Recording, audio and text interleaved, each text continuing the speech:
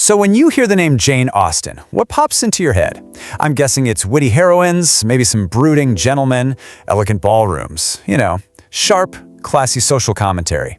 But what if I told you that before all of that, there was just utter madness, melodrama, and a very, very confused cucumber? Just listen to this line. They told me Edward was not dead, but they deceived me. They took him for a cucumber. I mean, let that sink in. Who do you think wrote that? Some surrealist poet, maybe? A modern sketch comedy writer? The absurdity is just, it's off the charts. But the author? I promise it's someone you would never, ever guess.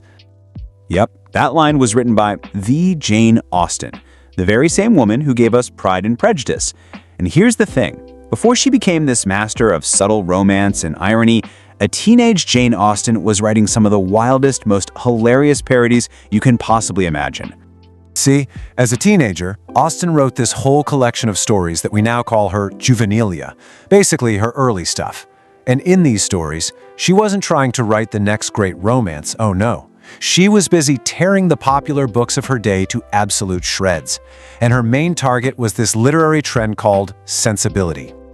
So what was sensibility? Well, it was this whole idea that having these huge, overwhelming, and very, very public emotions was a sign of a good and noble soul. The more you cried, the more you fainted, the more you just fell into total despair over the smallest thing, well, the better a person you were. It was basically emotional performance art, and you can just imagine young Jane Austen rolling her eyes and finding the whole thing completely ridiculous.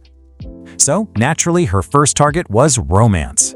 Let's take a look at how our early characters handled love. Hint, it wasn't with quiet dignity. It was with the most impractical, over-the-top, hysterical behavior imaginable. Okay, so here, Austen is taking that romantic idea of living on love and making it completely literal. Edward's told that his beloved Laura might need, food and water to survive, and his response is basically, food? Why on earth would she need food when she has my love? It's such a perfect jab at the idea that passion alone can actually sustain you. And love in these stories, it wasn't some slow burn. It was an instant, all-consuming bonfire. This character has known Henrietta for a whopping 1 month, but he talks like he's been through a lifetime of epic devotion. In Austen's parody world, there's no getting to know you. You just see someone across a room, and bam, your soul is theirs forever. Done deal. And this is the brilliant downside to all that emotion. These characters' feelings are so exquisite, so incredibly fragile, that you can't even make small talk with them. You can't start any other topic. You have to walk on eggshells because you're terrified that some random comment about the weather might trigger a full-on emotional meltdown. It's like navigating a minefield of feelings. So if you thought the way her characters fell in love was absurd, oh, just you wait. The way they handle tragedy is even better. Austen takes the extreme melodrama of grief from those sentimental novels and just cranks the dial all the way up until it shatters into pure comedy. So, let me ask you, if you're living in this world of sensibility and you're faced with just terrible, awful news, what is the proper response? Do you process it quietly? Maybe talk it over with a friend? Nope. There is a very specific and very dramatic procedure that you have to follow. It's a simple 3-step process. First, you weep. But, and this is important, in vain. Then you sigh, also in vain. And for the grand finale, you faint.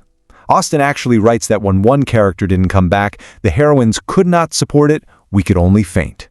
It's not just an option, it's a required, almost theatrical performance of sorrow. And that, my friends, brings us back to the cucumber. This is the absolute peak of that performative grief.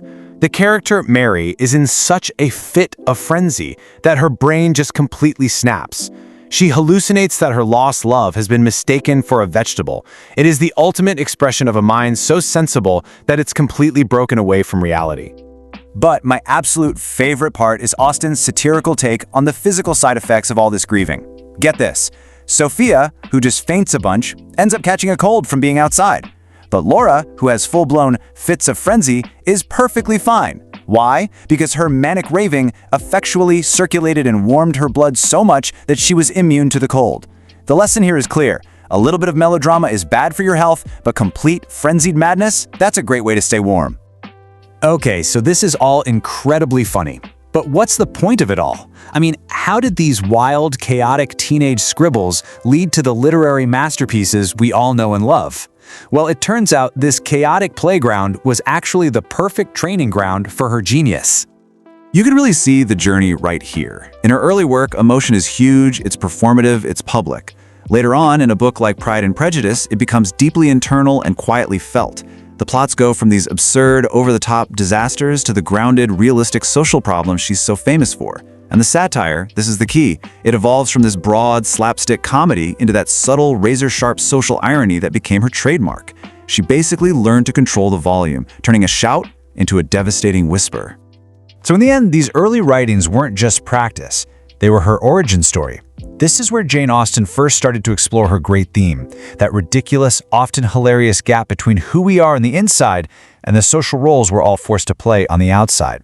She saw the absurdity in performing emotions for an audience, and that sharp observation became the foundation for everything that came later. It really makes you think, doesn't it? I mean, if this is the kind of sharp, wild, and brilliant satire a teenager was writing over 200 years ago, probably hiding it in her notebooks, what kind of masterpiece is some young writer creating right now, maybe on social media or in some fan fiction, just waiting to be discovered?